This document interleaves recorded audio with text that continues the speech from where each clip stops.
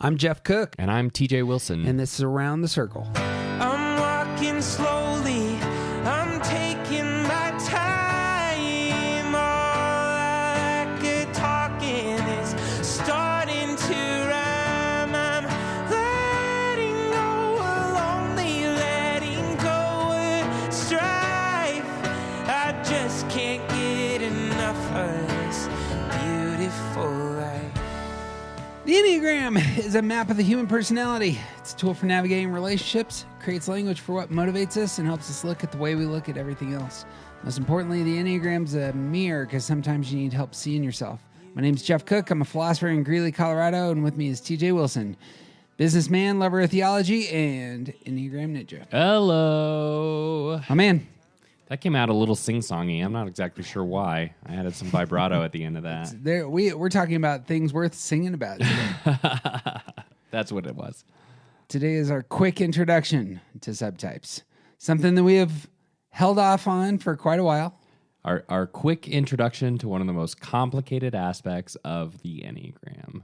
So in doing the research, there's like some folks that start here. Sure. Okay.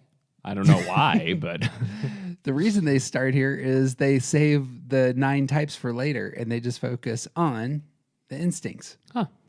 okay. I think it's easier to identify and talk about. And then once you know your instinct, then they start talking about your motive. Sure. So anyway, I thought that was kind of like, Yeah. oh, That's a thing. that's a backdoor way to get into this. Yeah, I guess.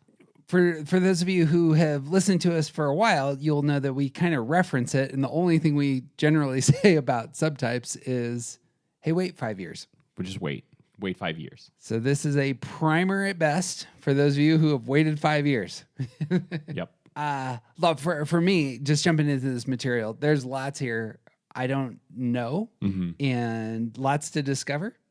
Perhaps one of the reasons you wait 5 years is it's like you really live in your type for a while, and then you can open a whole new door onto it and give you something really enjoyable, productive, insightful to extend that reading. Yeah. And I think one of the things about the waiting 5 years, part of that is for me and for my understanding of why this is taught, it's because you really need to get in touch with your primary motive, and it's really easy to see some of these instincts as different from your primary motive, but you have to see it all through your main type, and yeah, this just complicates that.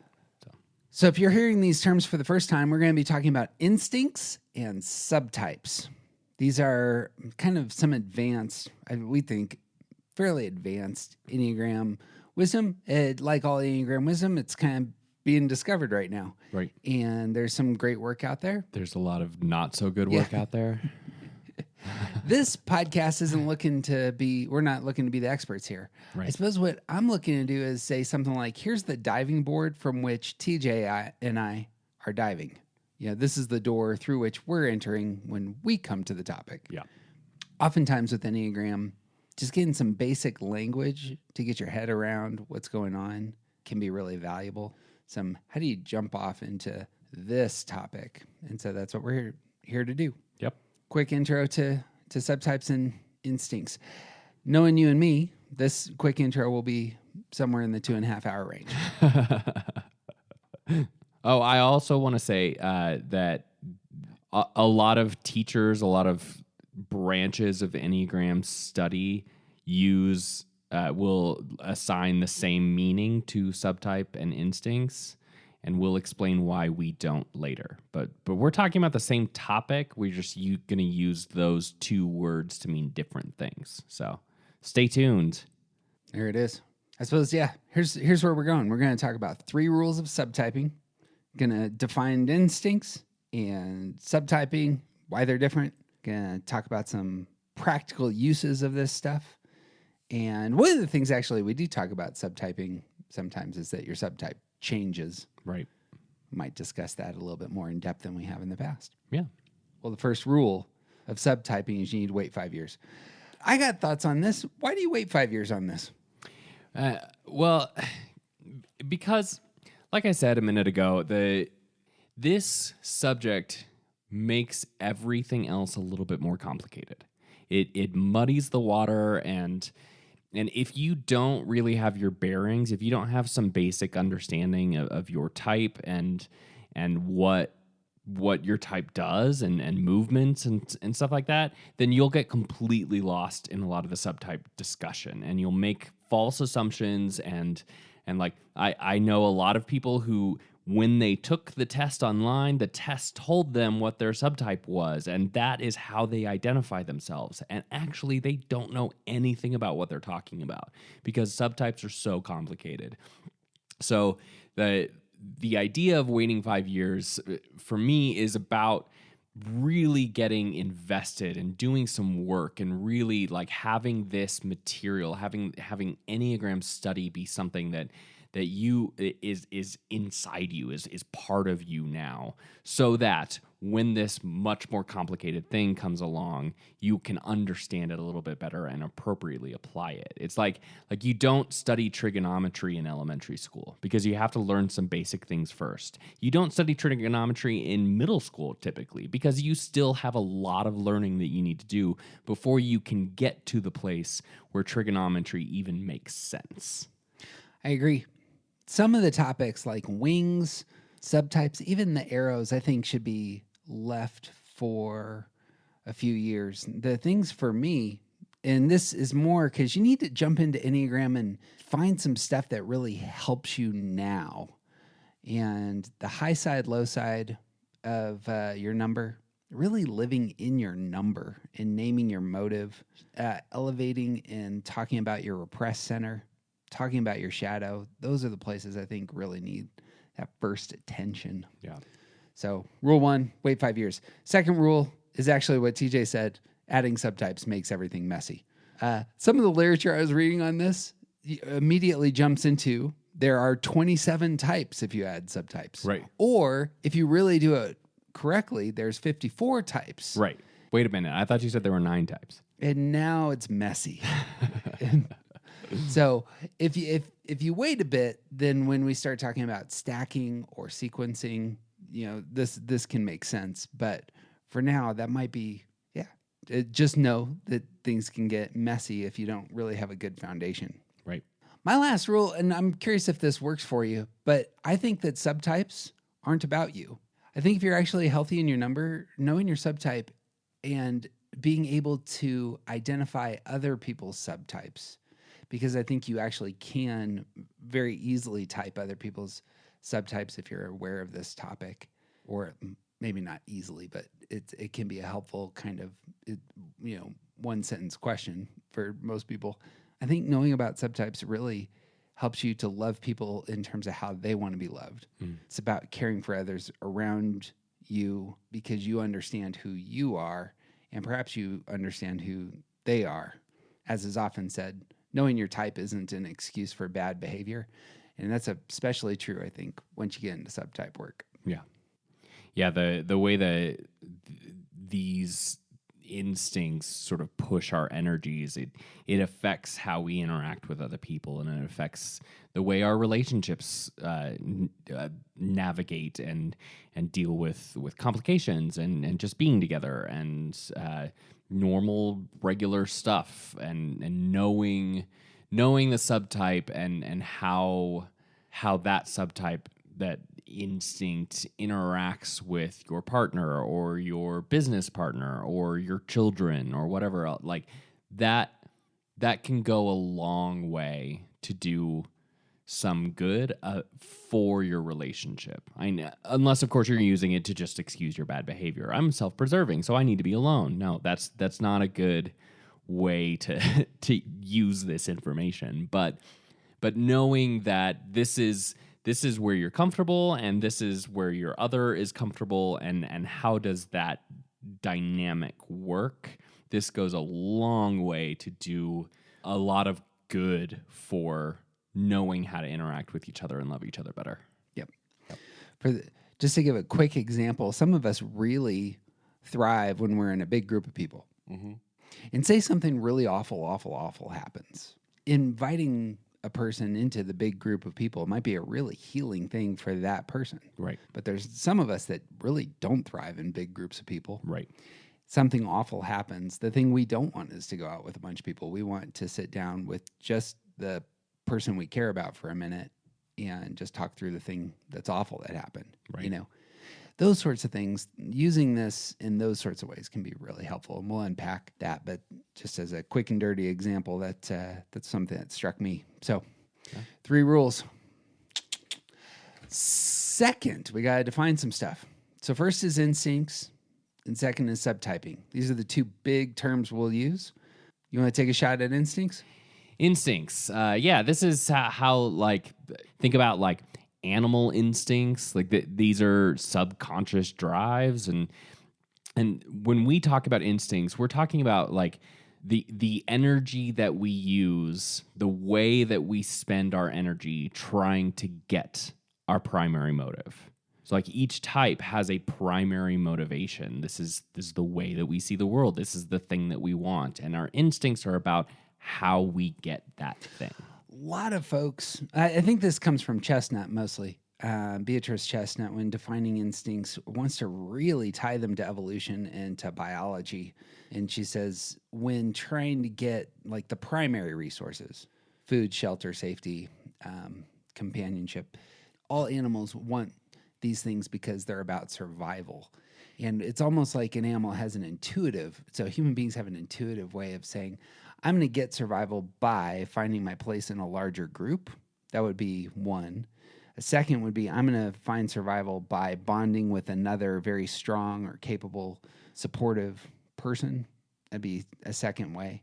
Or third is, survival is about me. I need to trust myself and the resources that I have. And those 3 ways of being move into how we become social animals. So my social energy is primarily about being in a wider group. My social energy is primarily about me connecting with another person. My social energy is primarily me caring about me.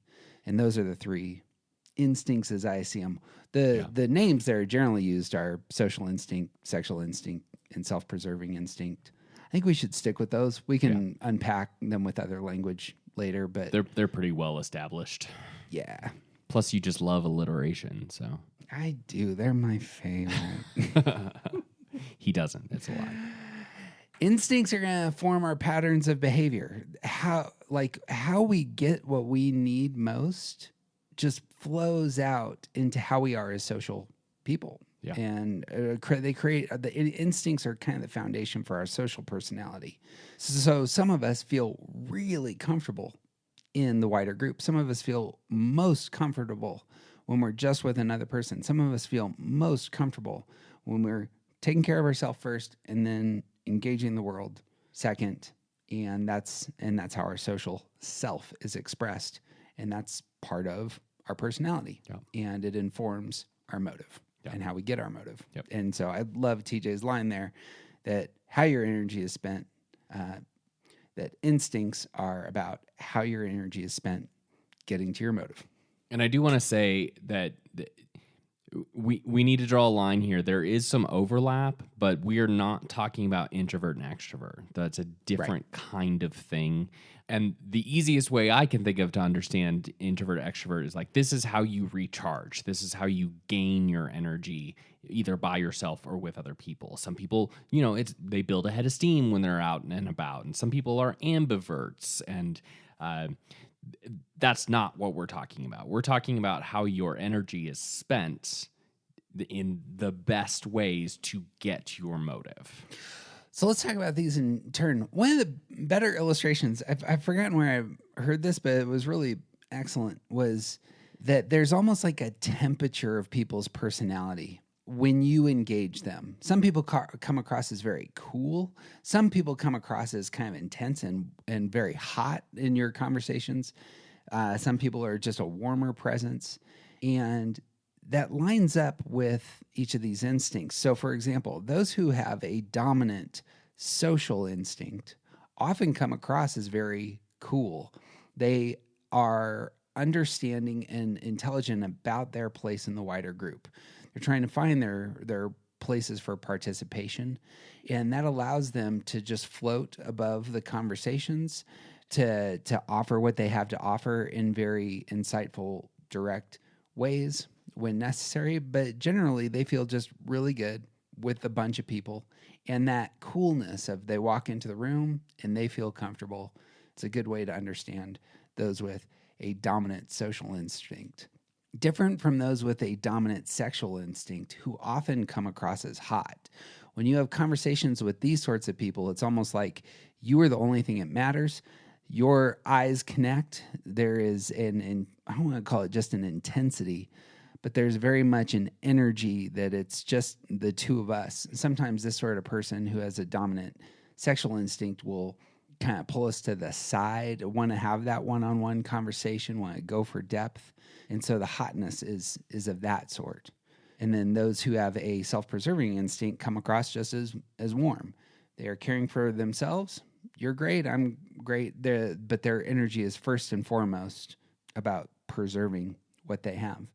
Yeah, I think that it might be the case that the best way to understand this is to find out other people and like find out their dominant subtype and then apply this kind of language to your interactions with them. Because like Jeff is understanding the idea of a hot sexual instinct, understanding the idea of the sexual instinct coming across as hot. If you've ever had an actual conversation with Jeff, it makes sense because it's like he's in it and he's like he wants to solve things, and like the intensity of the conversation is palpable, it's noticeable.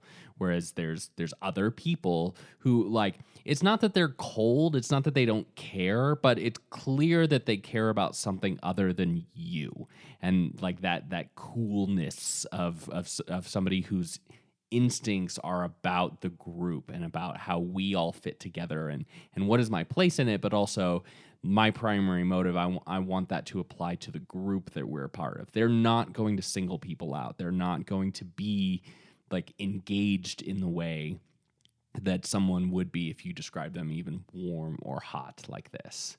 And then the warmness is like inviting, but not accepting, but not necessarily inviting. It's like, you can come here, but I don't care if you do. Like that the self-protectiveness is like this is someone that it's okay to be around, but they're not necessarily expecting there to be an intensity there. One last quick footnote. I'm surprised it lasted this long. When talking about the sexual instinct, this is not about physical sex. This is another way of saying those with a sexual instinct want to bond with another, with the one other. So those who are dominant in sexual instinct prefer one-on-one relationships. And so those are two other ways this instinct is often talked about. It's the bonding instinct or the one-on-one instinct. Those are interchangeable. But yeah, we're not talking about sex. It might be about sex, but it's not by default about sex. Right. Unless, of course, you ask, Freud or Jung, then it might be about sex, but that's not what we're talking about.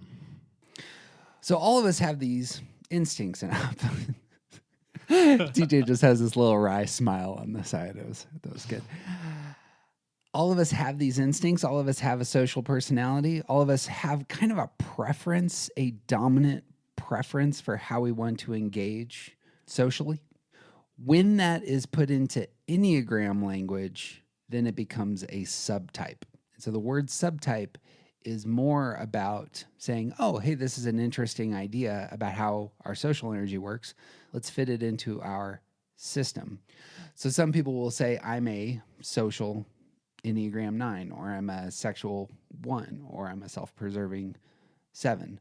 And that would be a way of saying, here's my social energy paired with my motive.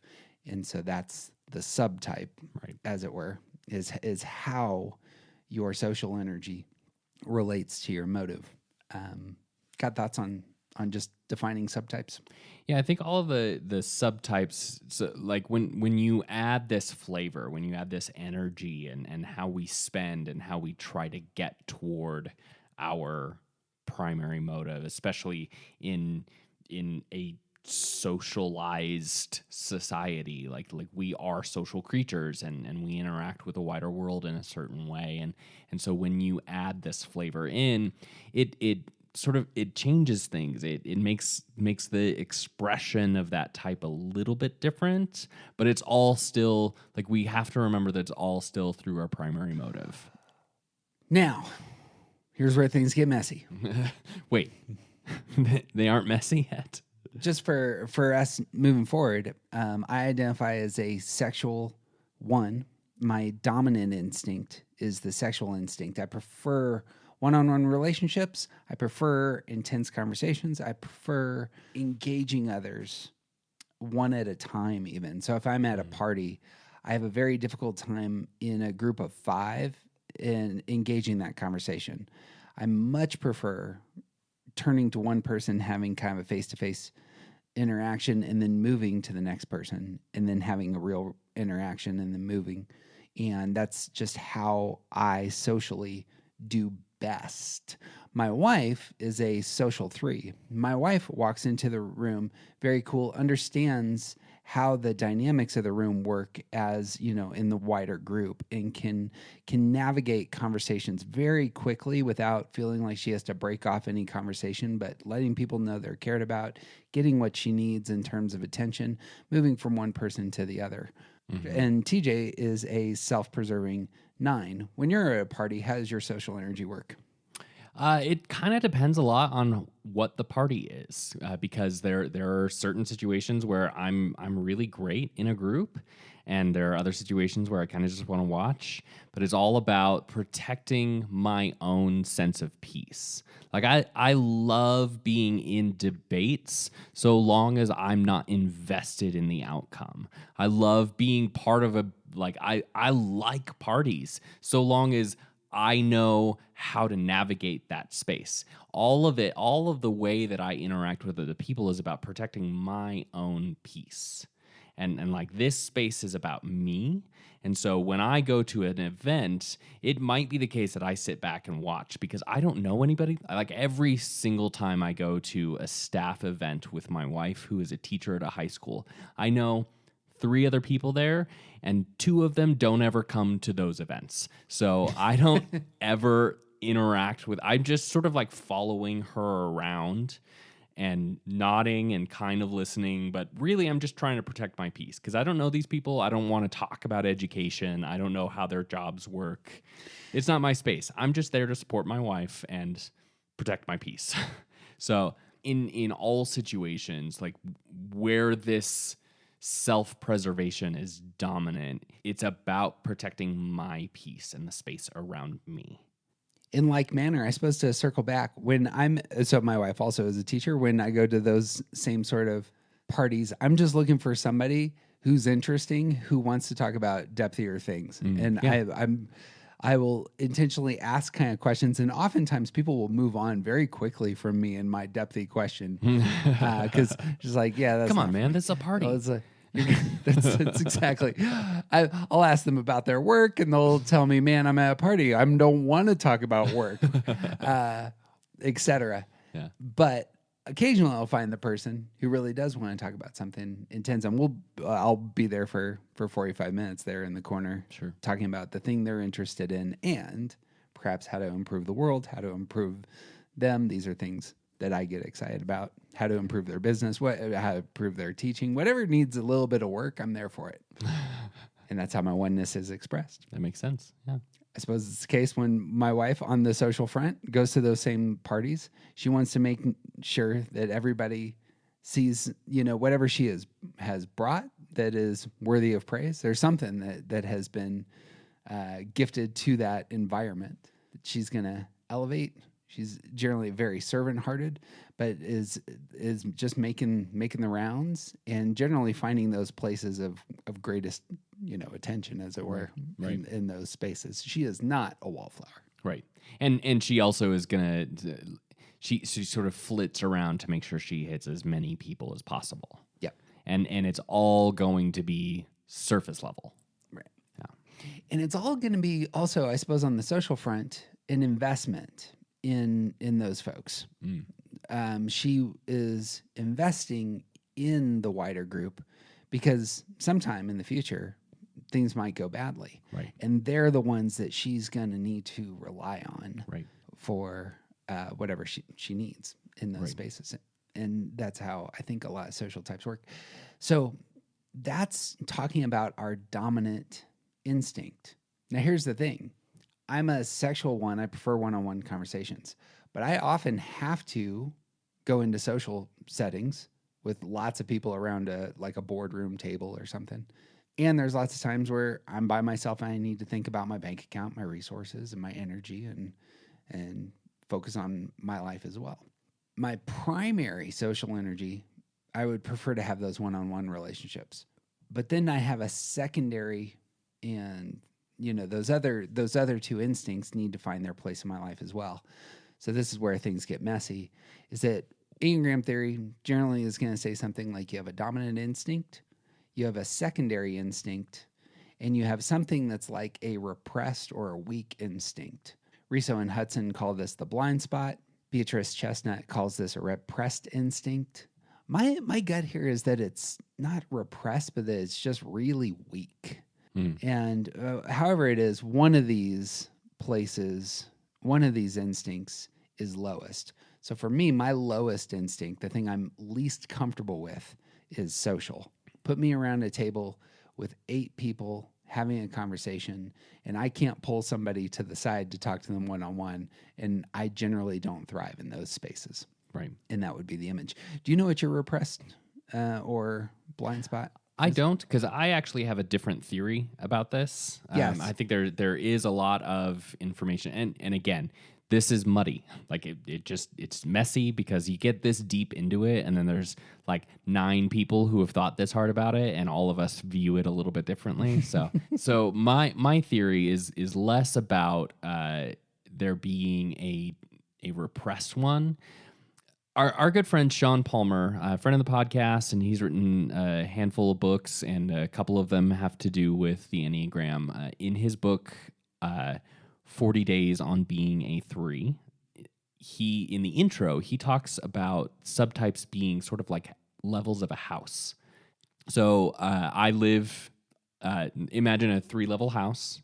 You spend most of your time on the main level because that's where the kitchen and the living room is. This is where you sort of like do your thing. But when you need to go to sleep, you go upstairs to where the bedroom is. This isn't where you spend most of your time, but that is a very important space where something important happens. And when you need to do laundry, you go down to the basement because that's where the laundry room is. And this isn't where you live. This isn't where you spend most of your time, but there is something very important that you have to do, and you can only do it in this space. And so for me, I think that it's more like maybe there's a stack, but it's more like you have like a dominant one, and then you use all of them in specific settings. It's like when I'm at work, which my job is to create space for other people, I am much more easily drawing on my social instinct because it's not about my piece now, it's about the group's piece. It's about the space that I'm creating for the people that are coming into my business.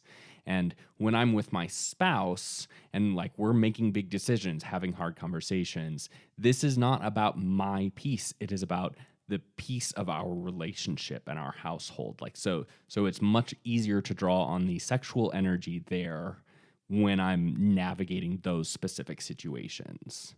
So I really love that metaphor of the house. I think it's a great way to understand how I think about this, because I don't think it's a stack. I don't think I have one that's repressed. Maybe one that I use less than others, but I don't know that it's necessarily to a detriment, if that makes sense. I think that's excellent. And I think I would go closer to that way of thinking about the relationships of these as well. When you get into Myers-Briggs, another personality typing system, it's going to ask you questions, and there's almost going to be levels of intensity. So one of the first is introvert, extrovert. Some of us are really high on the introvert side or really high on the extrovert side. Some of us are kind of more in the middle. Right. And it feels to me like our instincts are of that sort. So I like Right.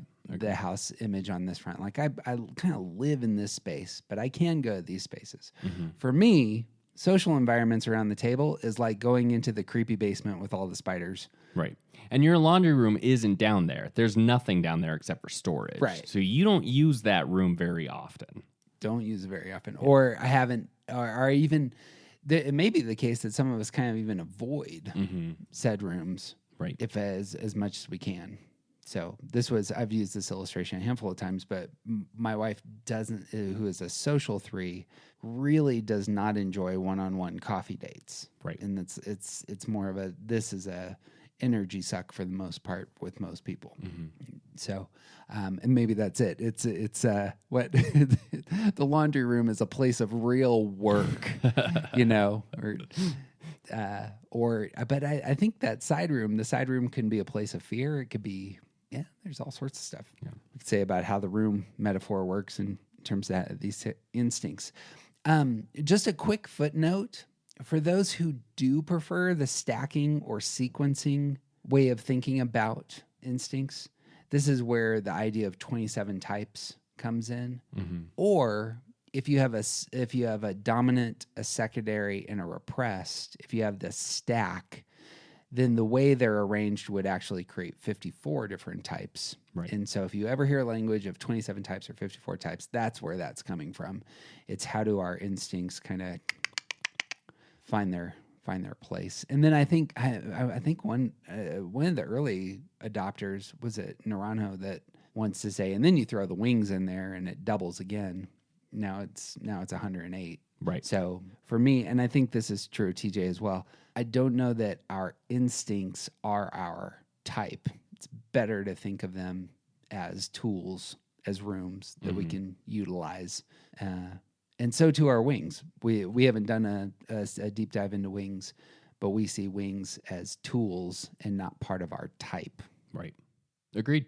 Big question then, I suppose, is now that you have these elements to your personality, you have a dominant instinct, perhaps. How should you think about it, work on it, elevate it? I could actually, I was going to go to the practical use, but this might be a good place to talk about whether or not your instinct changes, your dominant instinct changes. Am I wrong? Sure, we could talk about that now. Can you change your dominant instinct? How do you work on it? Can you change it? If you've typed yourself and you say, I'm a sexual 1, can your subtype change? This is one of the great reasons to not think that your instincts are part of your type. Because if your instincts are part of your type, then of course you wouldn't. Your type wouldn't change. Your type is kind of, I suppose, in the way that we use the language of type is your pre-wiring. This is who you are at your core, and through which you engage the world in relationships and everything else. Right. But we have lots of stories of folks who, in the midst generally of tragedies or real hardship, find that they have to move from they have to make a new room dominant. That's really what happens, isn't it? I was living in the living room for the last 20 years, but now I've really found that now I need to move into the bedroom because, I'm needing to care for a sick person or something. Right. The subtype changes. Right. So you want to tell the Suzanne story on this one? Yeah. Suzanne Stabile is one of the world's best teachers on all things Enneagram. And she tells a story about she was teaching in, I'll say, Houston, Austin, some city that's not Dallas, that's 4 hours away from Dallas. And while she was teaching, her daughters were there with her. Her husband, who was in Dallas, had a heart attack. And they basically got her off a stage. They got in the car and started driving. They drove 4 hours from wherever they were to Dallas, and over the course of that drive, her subtype changed. She was a social 2, and by the time they arrived at the hospital where her husband was, she had become a sexual 2. And that, that's a thing that matters, that they had been married for many, many years, and after that, they had to go to therapy to deal with this, to figure out that her subtype had changed and to deal with the ramifications of that, because affected their relationship so significantly. Like basically, she all of her energy was about getting her primary motivation from her husband now, where it was about getting it from the group before, and now she was driving her husband crazy, and so they had to work on this and learn their new dynamic, because over the course of that 4 hours, her subtype changed. I think the move towards the sexual bonding instinct often will happen with a personal event. If somebody really experiences a change, it's going to be something like that. The person you love most is very sick, and you move, and maybe suddenly sick, or you have a baby. There's birth of a child requires a new sort of bonding energy, this one-on-one energy that suddenly arises. Sure. Or even a marriage, like you get married and you move across the country. That one-on-one energy is going to be the only place you're going to live to get your motive fulfilled there for perhaps. And I can see that being like, I'm living in this room now. A different kind of event would be something that pushes us towards self-preservation. And we've talked about this a handful of times, that a lot of people we know, or maybe you yourself, move towards self-preservation during COVID. Mm-hmm. That there's a global event. So this isn't a personal event. This is like all the things are shattering. Right. The world is not a safe place. Right. And so I'm going to move. So my oldest child is convinced that they moved from a sexual subtype to a self-preserving subtype, and has routinely used this as an excuse for bad behavior. But let's set that aside for a second. Also, they're a teenager, so that part makes sense.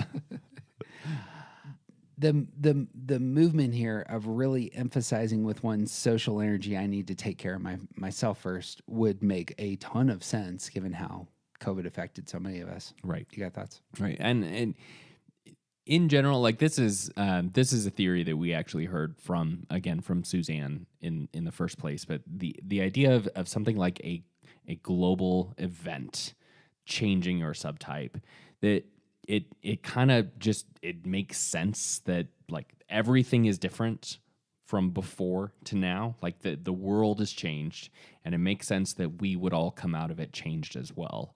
And when we're put in these kinds of situations where like we go to work every day, we see these people all the time, we like all of these things happen and they're normal, and then all of a sudden we're not going anywhere, we're not seeing people, we're not interacting with people in the same way, our energy, how we spend that energy, is probably going to change. It just logically, it just makes sense that this is how this would happen. Thinking much more about our bodies, our finances, are going to take care of myself first, and then through that, take care of my motive. Right, right. The movement towards social energy also, I think, can come about in very dramatic ways. And the two big illustrations that come to my mind are the beginning of World War II and 9/11. Sure. We rallied. A lot of us who were adults at the time ended up having an experience where it was, okay, we need to do this together. And it was almost like we were pushed into a common identity. And I see this much more than 9/11. I see it much more with World War II, that it was like, if I was a sexual subtype, I don't need to necessarily have the one-on-one conversation. Where I need to get part of a team because we're rallying. We need to defeat global fascism. We're all in this together. Mm-hmm. And so the energy is different. The perspective is different. The thing that's most important and on the hot plate in front of us is we're being put into platoons of people, building things or going to fight or, whatever it is. It's now this very social event. Right. And now I'm living in that room. I'm flying overseas, but I'm flying overseas with these 80 other guys. Right. And I could see that. So it's more the communal event that has that power. I feel that way with when I've experienced local sports teams. So I'm a Denver Bronco fan. When the Broncos have won the Super Bowl, when I go to a football game, I'm not there to have a one-on-one conversation with anyone. That's good. I'm there Everyone's to be part of. Grateful for that. Yeah. Yeah, the guy. That's the guy you avoid. He's got two beers in hand who wants to talk to you about the things. No, you're there to have the big experience with lots of other folks. Right. High five everybody in that you can, Right. in section AA, row L or whatever. And that's one of the things that makes the World Cup so fascinating is that like everyone in the world, and finally the U.S. is catching up to this. Everyone in the world is partaking in the same event. It's the same thing with the Olympics. It's there is a sense of usness that didn't exist 2 weeks ago. And like thinking about your bringing up the beginning of World War II and 9/11, I have nothing to say about the beginning of World War II because I don't care about history, and I wasn't alive then. But I remember 9/11. I remember how quickly and easily, not necessarily a good thing, but easily, it became all of America versus anyone in a turban. We became like the whole group became a little bit racist very quickly. And it was a communal event. That might be and it was about protecting us, protecting the group against them. But there was a really intense communal nature to how that happened. That might be an interesting element to this, because you can see it both in 9/11 and in the World Cup that there are some hands that go up and say, wait, human rights abuses Right. in Qatar, Right. Or wait, you do realize that 120 Muslims died in those buildings because that's where they worked and they were American citizens, Right. and they matter too. Right. I'm not sure how that works in terms of the social instinct. Well, I think this ties back into the initial question that launched this particular topic was like how do you work on your dominant instinct? Like what do you do to work on your dominant instinct? And I think the most important answer is you be aware of it. You be aware of how it changes, how it unconsciously moves you and directs your energy. And when a global event happens and now all of a sudden you're redefining what us means, maybe you should focus a little bit on the reality that your subtype might have moved to a social subtype, and now you're defining us in a particular way. And the way your energy is being spent is about protecting the group, and this is how you've defined the group. And maybe that means that you need to become better at defining the group. I suppose, yeah, as you're talking, maybe this is a good way to say, your social energy is going to go up, and then notice your motive comes into play. Right. So you're going to be aware of conflict and how that can be not a good thing. Is Right. I heard a strong critique of the more racist elements that appeared after 9/11, which were clearly there. Mm-hmm. And I imagine your 9ness, your radar for justice, you're wanting to keep things together, pops up. And also to see both sides, to see the perspective of the faithful Muslim who is not a radical, Right. who is being blamed for something that happened without their knowledge or experience, and now they're all of a sudden part of them. Or affirmation. Yeah. The- And being able to see that perspective like that comes out of my primary motive is that I want things to go well. I want things to be peaceful. And the social, like now that this thing has happened and sort of moved me into a social subtype or a social instinct, I need to redefine what us means to make sure that it includes people who deserve to be included in that. Yeah, when you're part of the big room, and there's a lot of energy from all the crew that you're part of. You have a place, you have a role in that. Yeah, that's good. Right. That, I think, in terms of does your subtype change, is real helpful, because what it really is, again, is it's like the energy can shift into those three different spaces based on world events, communal events, personal tragedies. Those can really alter where we really invest a lot of ourselves. Right.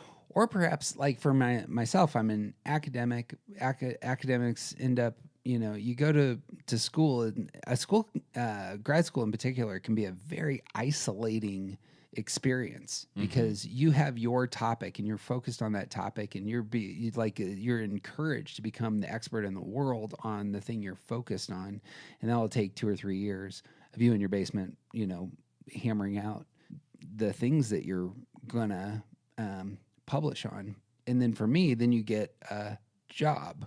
But the job I ended up going into was very communal in nature. So started a church, started organizing a church, started pulling people together. Those are 2 very different experiences of studying something by myself for a few years, and then suddenly being thrust into, in order to thrive, you need to become more social. Mm-hmm. And man, it's like saying, hey, you've been in your basement 12 hours a day. Now you're going to go run a marathon. And it's like, okay, right now? I don't even have shoes. I need to build up some muscles for this sucker. and that was my experience of doing, some of the work that I was doing is I don't have the social skills that I did have. I think I had much more social skills like in high school, but in college, those kind of went away because I really got into academics. Right. So building up the muscles. I think this is transitioning here. That seems to be the thing we're talking about is once you understand instincts and subtypes, as it were, it's really identifying your strengths, identifying your weaknesses. Enneagram's a tool. Yep. Do you want to do work on this? Then great. Here's work that you can do. Be aware of it and start observing how it affects your life, how it changes, like what settings it changes in, and then start building on things that need work. This is a place I would love your opinion, because on one side, Enneagram says you want to create some balance. Shoring up your weaknesses isn't a bad thing. But my favorite elements of Enneagram is pushing into your strengths and really identifying your strengths. Mm-hmm. And just to float this, you'll be familiar with my life, but listeners may not.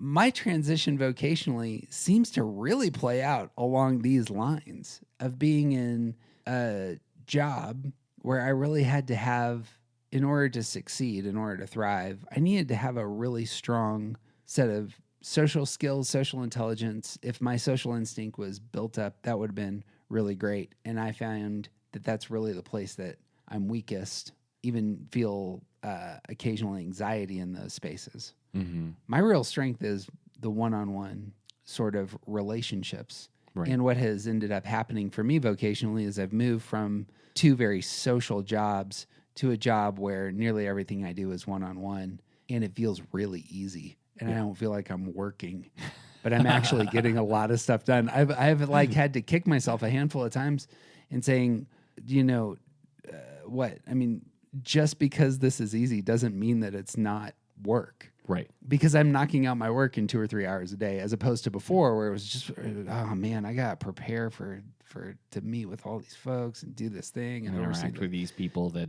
treat you like crap. And so what's the wisdom here between identifying weaknesses, identifying strengths? I think this when I come to subtypes, I think this is the primary question for me right now. Yeah. Well, I think answering your question specifically, but trying to do it in a broader kind of way. Like I think it's really important for us all to remember that our type is primary. Our Enneagram number is primary, and for an Enneagram 1, all situations are going to be filtered through that primary motivation. And so the fact that you think that you're not working hard enough in what you're doing now is part of your primary motivation. You identify yourself with your work, and everything should be moving toward better completion. And like there's always something to improve. And if it's easy, then you're probably not doing it right? And that has nothing to do with subtype. That's just oneness. But then you add in this other stuff where your previous work, these social kinds of settings, like the like meeting with the teams and all of these other things that were a real struggle for you. And now that those struggles are gone and it just doesn't feel like being aware that your subtype is playing a role in this is really good, and also should be something that you can focus on. Because if you find yourself in a situation like similar to Jeff, where like these things changed and now it doesn't feel right, but it should, part of that may have to do with you're just so used to it being harder than it should be. And focusing on that, focusing on the fact that your old vocation required energy from you that you weren't good at giving, and now you don't have to give that anymore. That doesn't mean what you're doing now is wrong. That actually means what you're doing now is right, and what you were doing before was wrong. And or it didn't play to my natural strengths. Yeah, I sure. suppose is where Yeah. I'm more at. I would love to be a more socially intelligent person in the midst of the group and lead team meetings and such. It's just not. I'm not the person you want to hand the microphone to most of the time in those spaces. Right. And being aware of that, and this is a good life lesson to know, like when you get into scenarios in the future where you are part of the group and there is some kind of leadership on your shoulders, maybe because you know this about yourself, you can hand the leading of that group off to someone else. Right. And because you know that you're not good at that part. Exactly right. Yeah, I've already mentioned it, but the flip side to that is watching my wife really navigate well very social settings, but she also is a professor and she has office hours in which she's has to meet with students one-on-one, and this is one of the places in her job that she really doesn't like. Right. You know, Not that she doesn't like her students. She doesn't like having to meet one-on-one with them. right? Because it's going to be a suck. It's not going to be efficient. It's going to be a lot of their story. It's going to push into places that just isn't her wheelhouse. Right. Being able to name that, real valuable. Right. Trying to create one of the things we were just talking about yesterday, as I was telling her what we were talking through, was that she needs to, meet with 20 students one-on-one to do their counseling, like here are the classes that you need to take in order to get a history ed Right. major, right? And she oversees history education. And just saying, if you got 5 of them in the same room at the same time, would that be more helpful? And that was like a click, like, well, of course it would be. Sure. Because then she's pushing into her natural social skills and leading the room, as it were, Right. and not having to do the one-on-one work. Right. And that would just be an example of, like, I know who I am, I know where my strengths are, my weaknesses are, or what, and just pivoting such that I push into my strengths. Mm-hmm. I think that was worthwhile. Yeah. How does that work? For those of you who don't know, TJ is a very successful leader of a wonderful staff at the coffee shop that he owns. How do you think about your social energy regarding your staff coming from a self-preservation point? Well, I actually, part of why I have struggled with this topic of instincts or subtypes for so long is because I feel like when I'm at home, I'm self-preservation, and when I'm with my staff, I'm sexual, and when I'm with the group, I'm social. So it's difficult for me to say that this is an area that I struggle with, because I feel like I actually do navigate that pretty naturally well.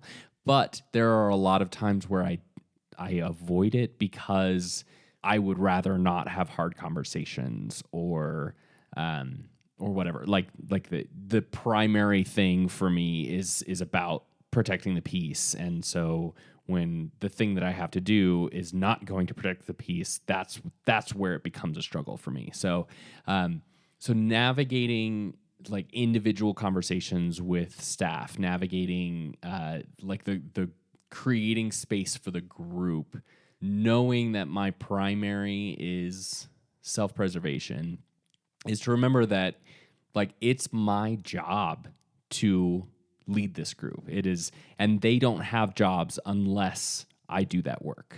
And so pushing into that, like, because it's not about me. That's kind of what it comes down to at the end of the day, is when I have to push into these more uncomfortable kinds of situations, it's not about me. It's about them. It's about the people that they work with. It's about my customers. It's about whatever else.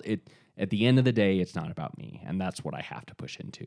The thing that has really been, and maybe it's just because, a lot of us, we probably need to talk at some point about the Enneagram post-COVID, as post as you can get. I realize we're not post, but especially for our listeners who are not stateside, some countries are really still struggling. Right. A lot of us, lost our jobs during COVID or lost our health during COVID, and like really had downtime to regroup, refashion, rethink. What's my life going to be about? I don't know if this plays into the quick intro to the subtypes, but I heard a guy talking the other day that pitched a mantra that really hit me on, and it's relevant here. He said, it's terrible advice that a lot of folks give to young people, that they should follow their passions or follow their bliss. Mm-hmm. It says what you should do is identify the place where you're really talented, because the world really needs talented people. And in that sphere, you're going to find all sorts of things that you love. I found that really helpful. Yeah. But for me, like trying to regroup, of all things, this element of Enneagram has really been what's shown out. It's the thing I really do well is improve things. And I really, really enjoy numbers. I really get into real estate. I really enjoy meeting one-on-one with people. And essentially the job I have fashioned out for myself, I'm an entrepreneur, and I invest in real estate, and I invest in, other entrepreneurs who want to build great things. And all I do is come alongside them and talk to them one-on-one and ask them about their businesses and how they're going to be successful. And just love the hell out of it. Pushes very much into my oneness, very much into where my instincts, my one-on-one instinct, sexual instinct is strongest. I don't know if that works for others, but in terms of how do you use this material, that's working real well for me. I would love your thoughts on that. Yeah, I think that's, I have very mixed feelings about the follow your bliss teaching as an elder millennial with sort of a toe in Gen X, and I'm a 9, so I can see all perspectives and blah blah blah. Like the idea of like making sure that you do what you love. I'm just surrounded by people my age and slightly younger that don't make any money because they're refusing to get jobs that they don't like. And it's like, well, sometimes you got to do. Not every job is perfect. There's lots of things about my work that I hate, and also find something that you can do. Like that's. Anyway, the idea of really focusing in on finding places where you can be successful, and not necessarily like this work is easy, therefore I'm going to be good at it. Most of us will not thrive well in a place where we never have any kind of challenge. And I think this message, this idea of knowing where these instincts push you and move you and sort of direct your focus and your energy, that being able to move into spaces where that flow is a little bit more natural, I think will be good. I think it'll help you thrive and succeed, and you'll still have scenarios where you have to draw in the other instincts, where you have to, there's just no whole person is going to be able to completely avoid being in social settings, and sometimes being in self-preservation settings, and sometimes being in one-on-one settings. Like that's how living in a society works. That actually, I think finding others that complement your strengths. I have my wife who's social on one side, you're self-pres on the other. The self-preservation side, I find all sorts of wisdom from my self-pres friends who have that as a kind of a primary filter through which advice is given. a lot of your and I's conversations, especially around relationships, ends up being on this front. Like you need to hold some of that back. Right. Like I have such a strong tendency just to lavish myself for the sake of others. It's not, and that can get me in real trouble. On the flip side, I have to meet in front of the city council to rezone a building here soon. I'm going to be terrible about that. I'm going to have the impulse of telling them how all their systems are just jacked up and have screwed up our whole process. This is 9 months overdue. You could just change something in your computer and let us build some great stuff, and that's not going to go well.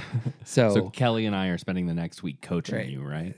No, I'm letting Kelly speak. I don't need to speak. Good, smart. Right. There's other some of the people that I'm working with one-on-one who I know are social subtypes are likewise going to be there, and they will speak on behalf of the other people who are occupying that building. And I can just sit there and smile and apologize to Dwayne, who I cussed out on the other day on the phone. It's just, but you're going to pull him to the side when you do that, right? Yes. Yeah. Well, one-on-one, as it were. Yeah, knowing that this is something you have to work on is probably a good thing. You should probably put yourself in situations where you do have to work on your social instinct. And a really, really important big city council meeting is probably not the place where you should experiment with that. Yeah, there you go. Because you know that you're not good in those settings. Truth. Yeah.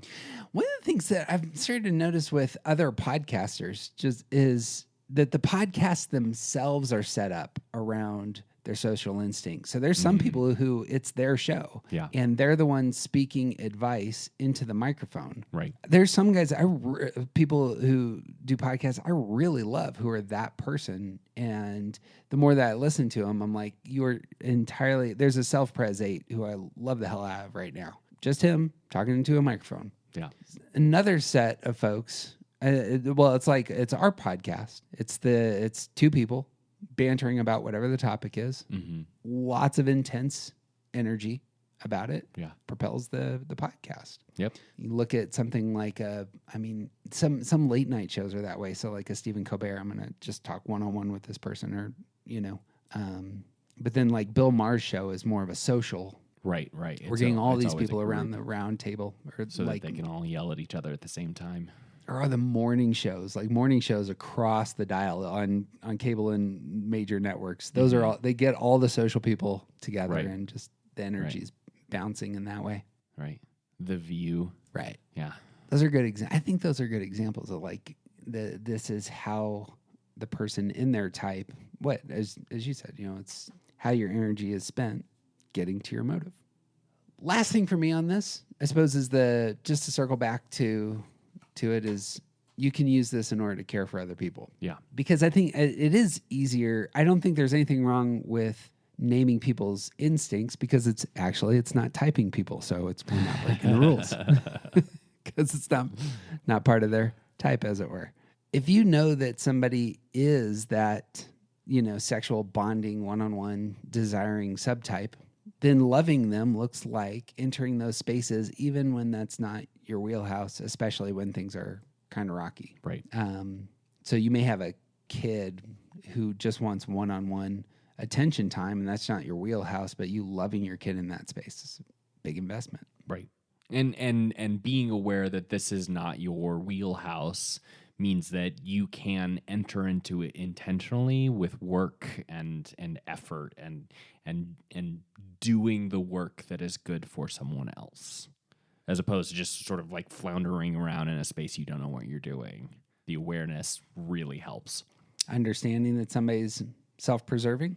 Is this giving people space across the board? Like, it doesn't matter what your Enneagram type is. If you're a self-preserving type, is loving a self-preserving type understanding that they need more space? How does that work? Not necessarily. I think it's knowing that self-preserving types are thinking about their own comfort first, thinking about their own, like, how their thing affects them first. Like, it's not necessarily that people who are self-preservation dominant want to be alone. It's that they're their energy is spent on themselves first. And even in group settings, in one-on-one conversations, in all of those spaces where other things happen and other instincts sort of thrive, the self-preservation types are thinking about their energy is directed toward themselves first.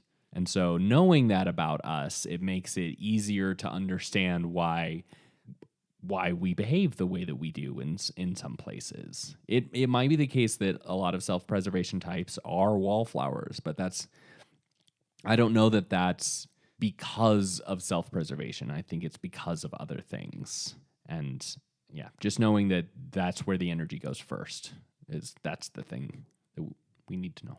I assume that loving self-preserving folks ends up having to do with ensuring that they have what they need, the resources that they need, the as you were saying, the comforts they need. What is it that is most important to this person that they generally are just very aware of? Right. And like if I am a high level self-preservation dominant, like I don't really spend much time in the other two. If that's how I am and how I navigate the world, then people who love me need to make sure that those things that I'm aiming for are taken care of so that I can spend the energy elsewhere. Yeah. So like if it's about peace, my partner, I think, is a self-preservation 6. And so she is mainly thinking about her own safety most of the time. Like that's how her energy is spent, on her safety, her security.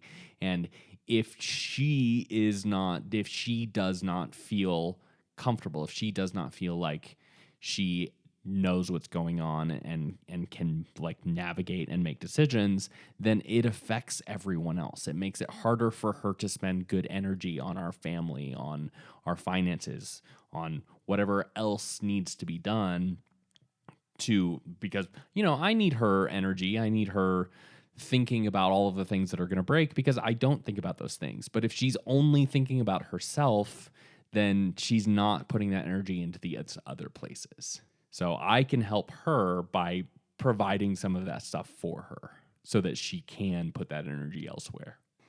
On the flip side, if you have a social loved one, I imagine granting, even entering yourself into spaces where it's not just you and them, but it's we're going to hang out with the crew, maximizing opportunities to enjoy lots of people can be incredibly valuable. Mm-hmm. Well, I think even coming into, so like part of we keep talking about how this is so messy and complicated, and I think one of the really significant parts of the social instinct is so much about the group and my place in the group, but also like bringing that primary motivation to the group. Defining the group is different. So the social energy can be spent on a whole crowd of people. It can also be spent on just our nuclear family.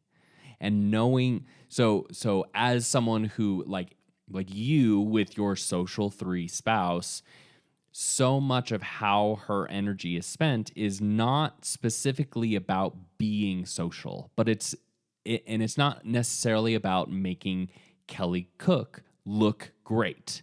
It's about our family's the way that people perceive our family, because the social energy is pointed at the us. Yep. So as someone who loves that person, knowing that when they're doing things like being really picky about how the house looks or how you dress or like whatever, all of these things that could come out of a social type pointing their energy at their family, it could sound like they're just being mean and controlling, but it could also be about that energy is specifically about the family and the success of that family. So again, with Kelly as an example, the knowing that like some of her parenting decisions, some of the ways that she interacts with other people, so much about her life as a cook, as a member of your family, is about how your family looks. It's about the Yeah. success of your family, not No. just about her, about the whole family. Yeah, a big investment can be the three, smelly boys cleaning up and being show offable in social spaces. Yep. So, by the way, all of this, I don't mean to just talk about myself, my family, my work, and all the rest. Obviously, I'm coming to the subtype conversation from a point of, again, just jumping into it for the first time. If I had more wisdom around the circle, I would have given it to you. But this would be, a lot of times this is how we learn. This is the narrative tradition in Enneagram. Right. You hear people's stories, how they're internalizing this stuff. And it's like, oh, okay, this is how it works for a social 5, or the sexual 7. And finding your anchor, that can be very valuable. Right. On the other side of this is it's, being self-aware.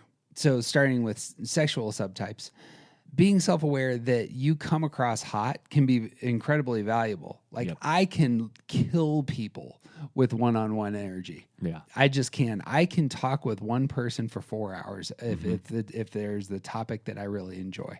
Right. So, and if I don't know that I'm like dragging people, who might not have that same energy into a 4-hour conversation, it's super important for me to know I need to everything with moderation, balance, just hold things loosely. Right. I assume that it's the same, however, for social subtypes and self-protective, self-preserving subtypes. Yeah, you brought up the example earlier of Kelly not being able to meet one-on-one. Like that is a real struggle for her, and knowing that about herself. Any type of social person who struggles with the sexual aspect, you might have to have one-on-one meetings with people sometimes. And knowing about that and going into those settings, can you hand that work off to another person, or can you corral your energy to give the best that you have in this scenario, knowing that about yourself? This is something that you're going to have to enter into sometimes. Or I suppose, I can imagine a social subtype who has people over to their house 5 times a week. Mm-hmm. And this is, others in their family are just like, seriously, I can't give this much energy out. Or the expectation, they're a social subtype. The excess. And they long to be with everybody at the bar every other night. And but they're leaving the finding the balance. There is an excessive point to our instincts. Yep. Yeah. And the self-preservation, only thinking about themselves first, sometimes gets them in trouble because they're part of a group and they need to be thinking about the group. As a parent and as a spouse, I have to think about the family. It's not, and maybe that means I redefine who me is. Maybe I fold my family into that, so that the energy is not going necessarily toward the relationship with the family, but or even thinking about the family as a group. But in order for me to be safe, I have to protect them. Like that might be work that I have to do in order to make sure that I'm being the best for them, is remembering the excess that can come out of self-preservation. Right. Yeah. The selfishness that can look like to everybody else. We have a friend who we'll call Joe, and Joe takes care of Joe, and we all know Joe takes care of Joe, and that can be, it's not always negative. Having self-preserving instincts can really be a benefit to your family, at some levels, or to your business, or to your shop. Like TJ is one of the few coffee shops I imagine that survived in our town that wasn't owned by a green monstrosity. Because you have strong understanding about holding down the fort and the rest. Yeah. Anyway, those two elements, I think, how do I love people in their instinct, and how do I understand my own instinct, not not blowing up into excess. Yep. That strikes me as really helpful. Yep. Everything in moderation. That's the only wisdom I have on jumping into subtypes and instincts. You got any more instinctual, subtypical insights? I think that one thing that should be known, and the very end of this conversation may not be the best place for it, but here we are, and it's too late for me to just put this in the beginning because I can't travel through time. But I think this is also really good wisdom for the Enneagram in general, that this aspect, while there is a lot of good things that can come out of it, the fact that it makes everything so messy might be too much for some people, and there's nothing wrong with that. If you listen to this whole thing and you're like, I don't care about any of that, that's fine. Put it on a shelf and don't worry about it. You might come back to it someday when it actually does draw you in and it becomes something that you want to look into. And if you don't... Also, you're a masochist. You listen to this whole thing and didn't care. Right. Seriously. But I think this is one specific aspect of the Enneagram that I don't think needs the kind of attention or even necessarily offers the kind of value that other things like stance work does. Right. And if you never pick up subtypes again, I think that's fine. Because I think that focusing on your primary type and even in your intelligence centers, I think that's way more valuable and useful, and there's a lot more work to be done there. Where subtypes makes everything messy, and it can do a lot of good, but it also might just make things harder. And I think if you don't wanna, don't. That's totally fine.